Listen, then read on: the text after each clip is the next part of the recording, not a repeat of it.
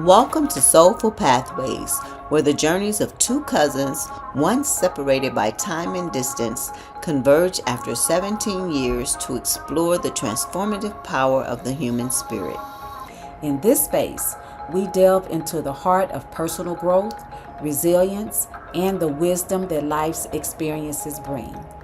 Through stories of triumph and challenge, we aim to inspire and guide you on your own path to inner transformation. So sit back, relax, and join us on this enlightening journey, one soul stirring conversation at a time.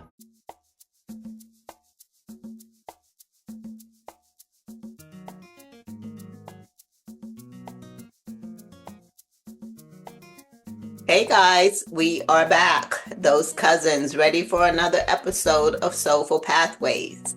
Today we are bringing to you more self-care. So I'm gonna let cousins start it out for you. Okay. Okay. Hey guys, yes, we are back again, and in with that self-care path, we are going to be talking about self-love today. So, we have to have love for ourselves. So we're going to start off today, and I'm going to read from Psalms 139, verses 13 and 14. And it says, "For you created my innermost being. You knit me together in my mother's womb. I praise you because I am fearfully and wonderfully made. Your works are wonderful. I know that full well." Yes, awesome. So I'm going to take us into prayer. We're going to get started and get this thing done today. So let's do this. Okay. So Father, we come to you today. We come to you seeking your grace and your guidance. We ask that you help us see your love through our eyes, and that we are able to embrace your true self. Flaws included, or our true selves. Sorry, all flaws included, because you did not create us to be a monstrosity of weaknesses or flaws. You created us to be who you wanted us to be, for your purpose, for the purpose that you are leading and guiding us to. Yes, Jesus. So Father, quiet our doubts and replace them with your truth and your worthiness. Father, assist us in releasing guilt and negativity, the feelings that we have that are doubts and negative thoughts. Fill us with your strength and your kindness, Father, that we may be kind to others and that we may show your love and your grace through us. We thank you for your constant love and your support, Father. Please help us to walk confidently in the knowledge that you have given us and that you continue to give us, Lord. Because without you, we could not do this. Because this is about you. This isn't about us. This is what you want us to do. So you want us to spread your word, to teach your children, to guide your sheep. So we are here as your vessels. Use us, Father. Yes. Use us wholly, use us freely, and use us often. In your Son's name we pray. Amen. Amen. Yes, indeed. Yes, indeed. Oh, yes. So we said we were going to be going in today talking about self-love. And as I stated earlier, we have to love ourselves. We have to love ourselves. And we probably should love ourselves just as much as He loves us. Yes. So we know that self-love is a journey of understanding and embracing your true self. It involves recognizing your worth and appreciating your strengths and being gentle with your flaws. And as Rhoda mentioned in those prayers, those flaws, we have those flaws. And we sometimes have to give ourselves grace when it comes to those flaws. Yes, we do. This path encourages us to prioritize our well-being. We need to nurture our passions and set healthy boundaries. And we've been talking about those boundaries for the past few weeks now. Yes, we have. Yes. So by cultivating self-love, you build a foundation of inner peace and confidence that empowers you to face life's challenges with resilience and grace. Remember, self-love is not selfish. We hear that word self, and if you tell people that, you're doing self-love or self-care, some people do take that as you are trying to be selfish. Yeah. However, it is an essential step towards living a fulfilling and balanced life, allowing you to give and receive love more authentically with others. Yeah, so this could involve a lot of different things. It's things for yourself that make you feel good. It's like taking a bubble bath instead of taking a shower. And Right. don't forget the candles because it don't work without. Right. Right. But you understand what I'm saying, though. Yes. So it's like it's self-acceptance is what it is, and you have to accept yourself, like she said, with the flaws and alls, because we have to replace all of our unkind thoughts, all of our negative thoughts with positive ones. And we have to stop comparing ourselves to others, because that right there within itself, it diminishes our true worth and our self-value. Yes. And social media is one of the biggest things now, how people are comparing themselves to one another. And also, when it comes to that self-love, we look in the mirror, but we don't see those things that we see on the camera after we add those filters and all of the other stuff. We don't see that. So when you're faced with yourself, you have to learn to embrace those flaws and everything else. Exactly. So, it's like the social media thing. You see so many people with those filters on social media, and you're like, oh, that's not her. Is that a filter? And it's a filter, but being your true self. Yes. If you wear makeup, fine, you wear makeup. If you don't, you don't. You don't. Right. But embrace your true self.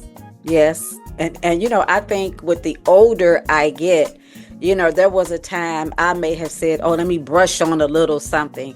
And I think the older I have gotten, I'm like, I'm going to go to the store. Okay, let me put some clothes on. This is, let me make sure I'm covered and I'm out the door. And all the other stuff, I'm like, no. And so that brings us to also, self-love improves our self-esteem. So if we love ourselves, that's going to boost that self-esteem. Yeah. So as we practice self-love, we build a healthy sense of self-worth. Then this leads to increased confidence and a more positive outlook on life. When your self-esteem is high, you no longer worry about when your you no longer worry about fitting in. So, you can, again, you could get dressed, you could go out, hey, it is what it is. This is me, take me as I am. And you learn to embrace your uniqueness and celebrate the qualities that make you stand out. Yeah. And then that confidence will start to radiate from within, allowing you to pursue your passions and goals without being hindered by the fear of judgment. Yeah. And then that leads into resilience, because resilience is another key of self-love. See, because when you adapt and thrive in the face of adversity, because there's going to be conflicts. We've said this over and over again. There will be conflicts. You will face them. God never said that he wasn't going to, that there would never be challenges. He said that he would be there to guide you through them. Right. So that stress and all the life changes, you have to be resilient with that. And so this like this involves cultivating your self-love and a strong sense of self and a mindset that's needed to face difficulties with the courage and the determination. Right. So when you practice self-compassion even and believe in your own worth, you build up an emotional strength that allows you to navigate the hardships more effectively.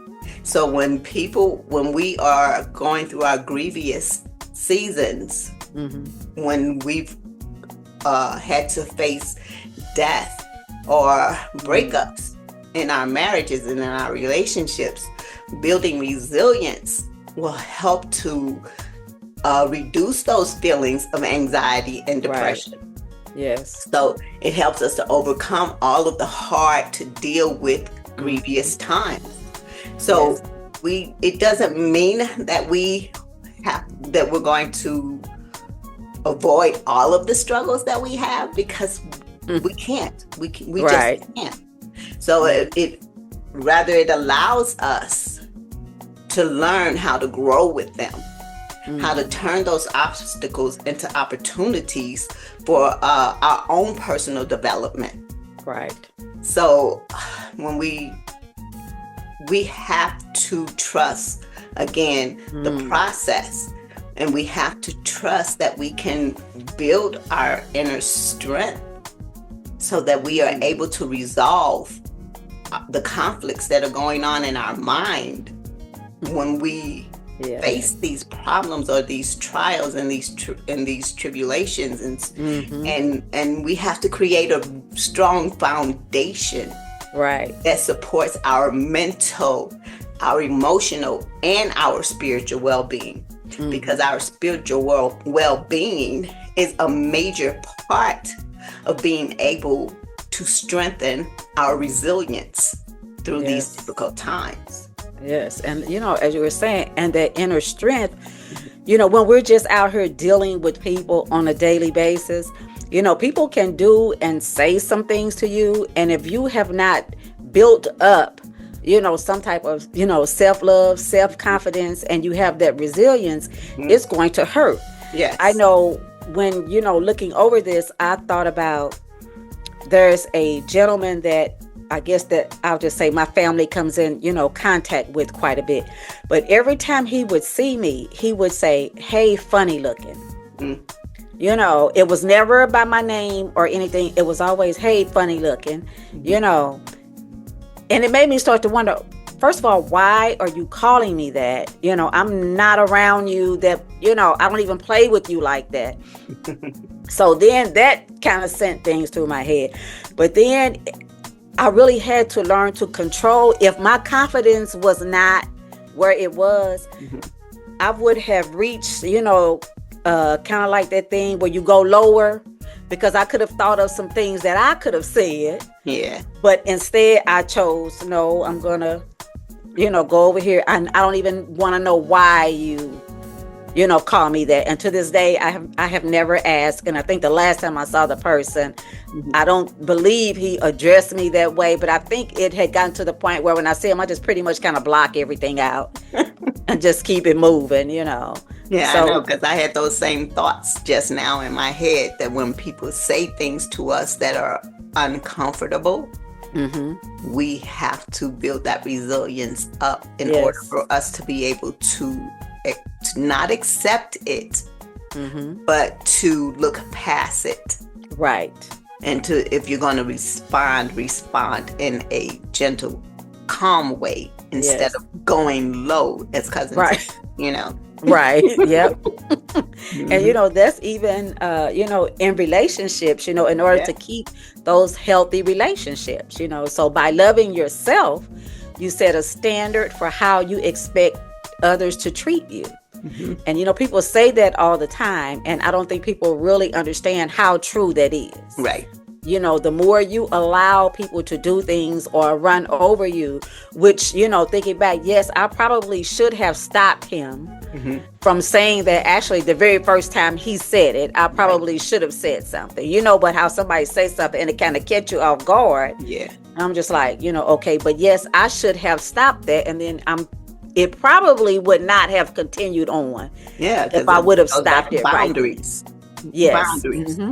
Yep. So then this encourages healthier and more fulfilling relationships, as you're less likely to tolerate negativity or unhealthy dynamics. So I know I totally failed here because I was tolerating it when I should not have. So let me ask you guys this. What does a healthy relationship look like to you? Well, to me, so I guess if we're speaking on the lines of, or we're talking, a friendship or all of your any type of husband wife relationship. relationship, well, that respect is there. Okay. Each person should be able to voice, whatever it is, and it should not cause a conflict. Right. So that's a healthy relationship, because Okay. we have to understand that each person is different. Hmm. No two people think the same. Right. So we have to learn to, this is your perspective, this is my perspective. Okay, we're going to meet in the middle, and we're going to keep going with no hard feelings. And that's friendships, business relationships, spouse, dating, whatever. Yeah. Because the minute, one person starts to feel like probably that they're always giving in, then it's going to be a problem. And it's Yeah. okay for people to disagree. People Yeah, disagree every day. Yeah, you have to have a sense, a good conception of what healthy conflict is. Mm-hmm. So, in relationships, from my point of view as well, a healthy relationship to me looks like open communication, mutual trust, Yes. and the respect, of course. Mm-hmm. We have to be able to support one another, regardless of if I'm down, you're up. You still have to be able to support me. If you're down, I'm up. I still have to be able to support you. Right. It's equality. We still have to. I feel that we still have to maintain a healthy individual independence amongst each other, because Right. I'm not going to always like to do what you like to do, and you're not always going to like to do what I like to do, Right. whether it be my husband, my boyfriend, my friend, whatever, Right. my business partner. That's why I Right. always ask her if I'm saying something, if I'm bringing an idea to her, I always ask her, so what do you think? Right. Feel free to come back and say, Right. yeah, no, I'm not feeling that, Yeah. so, so again, that constructive conflict resolution, you have to be able to know and deal with that. But did you guys know, again, I got some 5 things for you today. Okay. So if you have a pen and paper, you might want to write these down. And Yeah. I'm just going to tell you what they are. I'm not going to go deep into it today. I'm just going to tell you what they are. But there are Okay. 5 A's of a healthy relationship. Okay. And one is attention, acceptance, appreciation, affection, and allowing. So if you wrote those down, write what you feel those mean to you. Yep. And you could always back it up and listen to it again. And Yes, you write can. them down if you didn't catch them. Yes, Yes. you can. Yes. Because all of those things, all of those 5 A's, they are essential Yeah. in your journey of self-love. Yes. Oh, yes. And I'm gonna have to write those down myself when I get finished. So, but right. But so even with those though, your relationships flourish as you connect with others on a deeper level, valuing authenticity over conformity. Yes. So, we have to kind of look at the two of those. And then this self-assuredness fosters a sense of freedom, empowering you to live life on your own terms. And, like Rhoda said, you can't, all the time, this person's not going to want to do what this person, that doesn't mean that you're devaluing anything that somebody else is doing. Exactly. Yes. So, and it leads into a better decision making. So when you align your self-love with your decision making, what it really is a process of choosing the best course of action for you, for your values, for your sense of self, and for your trust in God. Because when you have a clear understanding of who you are and the purpose that God has for you, your decisions, they just become more aligned with your faith and with your personal growth. And this includes your well-being and your happiness. Yeah. Whether you're setting boundaries or whether you're pursuing your passions. So self-awareness and confidence in your worth, this helps you to approach your choices thoughtfully. So when you weigh in the outcomes and you seek God's wisdom within all of this, you learn to trust your identity through Christ. And the decisions that you make, they become less daunting for you and they are more empowering for you.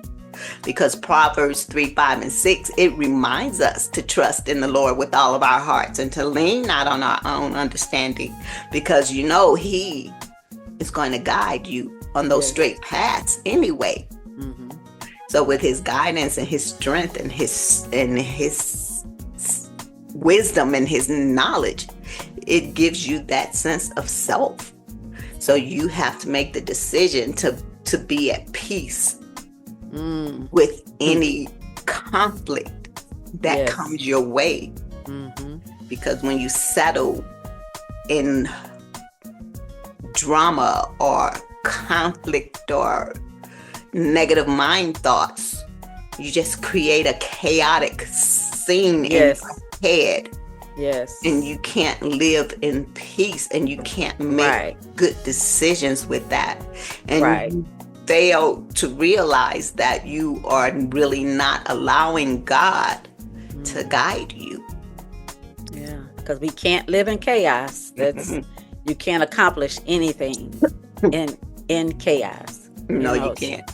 Right. So, when we are, even trying to guide, when we are trying to allow God to, keep us on that path and that journey, we also have to figure out how to regulate our emotions. So there's a lot to having peace, and regulating your emotions is one thing that will help you have peace. And regulating your emotions is kind of hard to do, So, but that self-love, though, it encourages greater awareness of our emotions.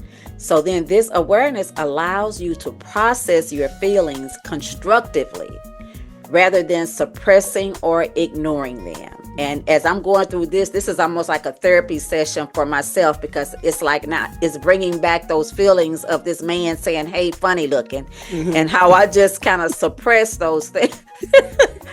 So it's like this is a whole to the back of your head. Right. It's like this is a whole, therapy session going on here. but still, with that, emotional regulation is an essential skill that helps individuals manage their emotions effectively, leading to improved mental well-being and healthier relationships. Because, sometimes if somebody says something to you and your emotions get the best of you, it goes a whole nother way and lasts a whole long time that it should not have. It's all in that mindfulness, and that involves that focusing on the present moment, right? Present moment, the present, because it's that cognitive reappraisal that helps you to focus on how you think about the situation, and in order to just reduce all of that negative emotion that you have there, that like your cousin said, funny looking. Okay, wait a minute. Why is he calling me funny? Right. So it's good if you, like she said, if you're able to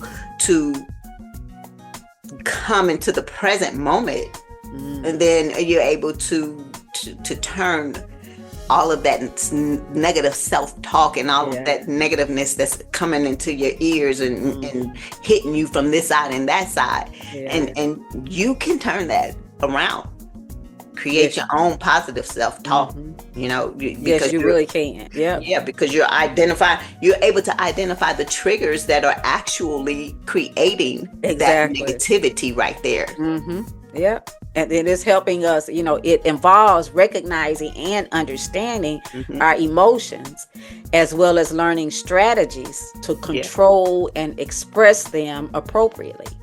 And again, that's the problem that a lot of us have, is somebody say something, okay, the emotional piece takes over, and then it escalates, really fast. So when you try techniques such as mindfulness and deep breathing, those can be particularly helpful and enhancing emotional regulation. So you Yep. notice how we would tell the kids sometime at school, they would get reduced and we like, okay, stop and, count to 10 Count or the 50, whatever. And, Mm-hmm. sometime I used to want to tell some staff members, and sometime I had to go and close my door and count to 10 I and then go know, back right? in the Right. take some Or just deep breaths. walk backwards slowly Right. and just say, okay, I'm going to remove myself from this Right. situation and just walk Yep. backwards slowly so Hmm. you can see if they're coming at you. Right. So Yeah. don't turn your back on them. Just walk back. Right. Yes. Get out of it. And sometimes we have to do that. We have Hmm. to. Yeah. Yeah, and loving yourself, it naturally leads to prioritizing yourself. So self-care is really an important step in loving yourself, whether it's through physical activities, hobbies, relaxation techniques, or contributing to it. It all contributes to your mental health. Yes. Because self-care is self-care is an intentional practice of nurturing your physical, emotional, and spiritual wellness, and you're grounded in yourself, and it helps you to recognize your God-given worth. So when we care for ourselves, we honor the temple that God has created us. This us, Right. and it shows appreciation for His work. So it means what it means: setting those healthy boundaries, resting when you need to rest. Yes, that's a Right. good one. Yeah. Yeah, prioritize your activities, because prioritizing your activities or anything that you have going on, it gives you a rejuvenated spirit. Okay. And engaging in self-care, you not only renews your strength, but it also it helps you to become better equipped to serve others. So when you're feeling good about yourself, have you ever got up one morning and just said, oh man, I feel so good, and you're just singing and just praising God, and you just feel really good inside? And then the next thing you know, you're out here and you go into the grocery store or something, and you see somebody or struggling with a cart or with their kids in the grocery store, and you say, hey, let me help you with that. Right. That's that rejuvenating spirit that you get when you went from that self-care, from that love, from that all of that, Yeah. So Matthew 22:39, and he reminds us of the importance of loving ourselves, because he says in Matthew 22:39, he says, love your neighbor as you love yourself. So just as you care for others, caring for yourself is a reflection of that same love. And it's a vital part of living out God's purpose for your life. So if you ever feel like you are ready to surrender to what He's calling you for, self-love, throw that in the mix, because it's going to help. It's going to help you clear all of that and help you to be able to surrender freely to what He is calling you for. And just listening to you saying a lot of that, and you were saying how you go out to the grocery store, now you're kind to those people.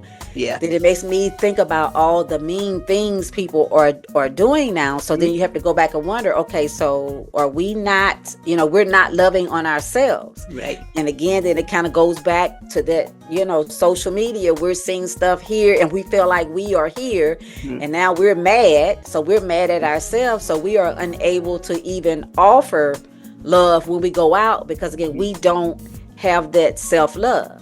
Yeah. So then that self-love, it helps us to combat our inner critic, because then we start to replace the negative self-talk with kindness and compassion. Yes.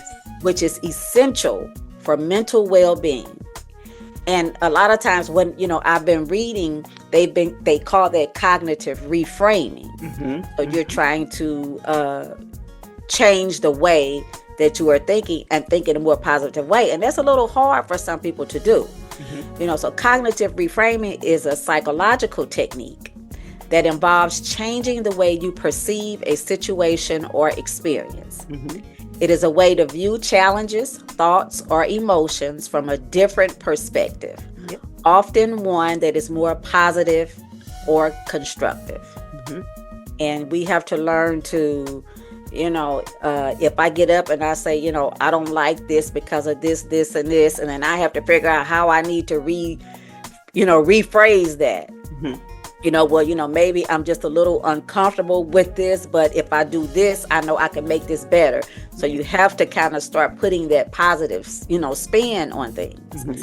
And so overall, then we have to start cultivating the self-love, because that helps us create a strong foundation for our mental health. Yeah. And that is so important. So important, because it all goes back to that emotional regulation again, and using those techniques that, like she said, counting to 10 when you're angry, walking away, walking backwards from those strong confrontations, even talking it out with someone. If you feel like somebody has said something or has done something to you, don't be afraid to go and talk to your friends, your neighbors, your cousins, your husbands, whomever. Journal it, write it down.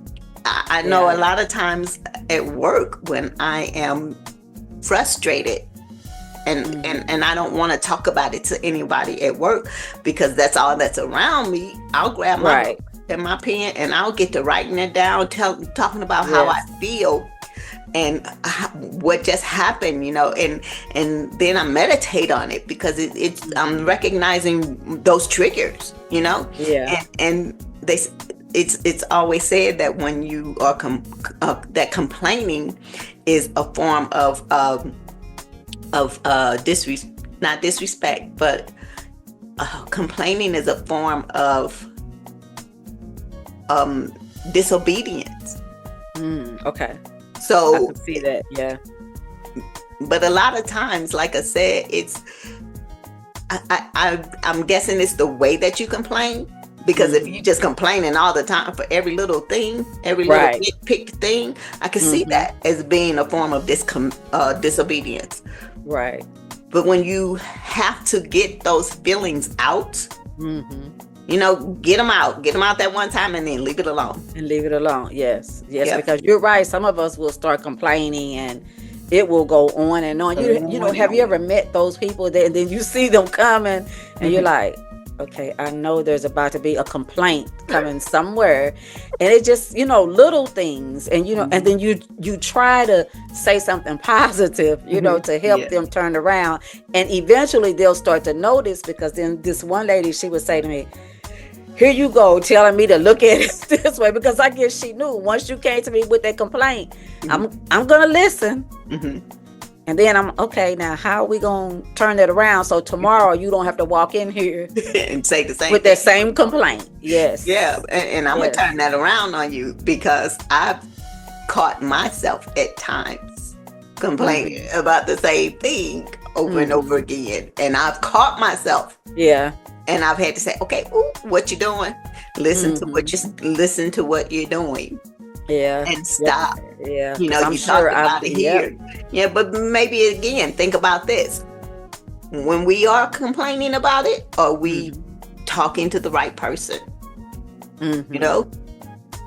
Shouldn't we all take everything that we have that we want to talk about? Shouldn't we take that to the Father first? Yeah. So think about who you're complaining to. Right. If you take it to your Father first, He's going to calm all that down. Right. Yeah. And then you won't even have to talk about it again. So when I said that I had found myself doing it and I caught what I was doing, I started taking it to the Father. Yes.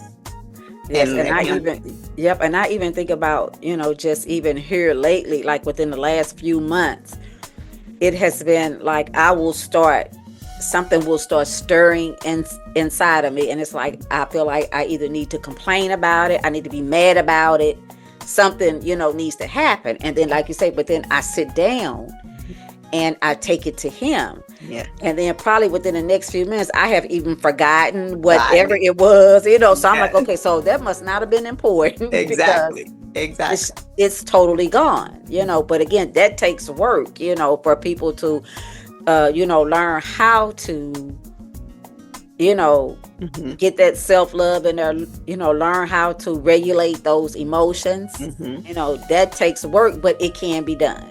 It can be done. So, people, love on yourself. Yes. Because you have to love yourself first in order to be able to love on somebody else. So these relationships that are falling apart, it's lacking that self-love. Because you got one person saying one thing to you in your ear, and you're taking it defensively, and you're taking it personally, when maybe they didn't mean to say it to you that way. But still, if you got that self-love, you can recognize, you're able to recognize how people are saying things to you and the little subliminal messages that are left. You're able to see all of that. You're able to focus on that. Yes. So be careful who you're loving on until you're able to love yourself. Yes. So we're going to go on and we're going to close out today. Yes. And as always, we ask that when you view the podcast, or when you're looking, or when you're viewing any of the little messages that we send out individually in social media, leave us a comment, regardless of what that comment is. Just leave us a comment, because that's going to help us to better understand what we need to bring to you in order to feed you and to help you through the different situations that you may be going through. Yes, so that feedback is so helpful. Yes, that feedback is very important. Yes. So, again, we're not asking you or telling you that you have to watch these or that you have to watch anything else that we post in social media or here.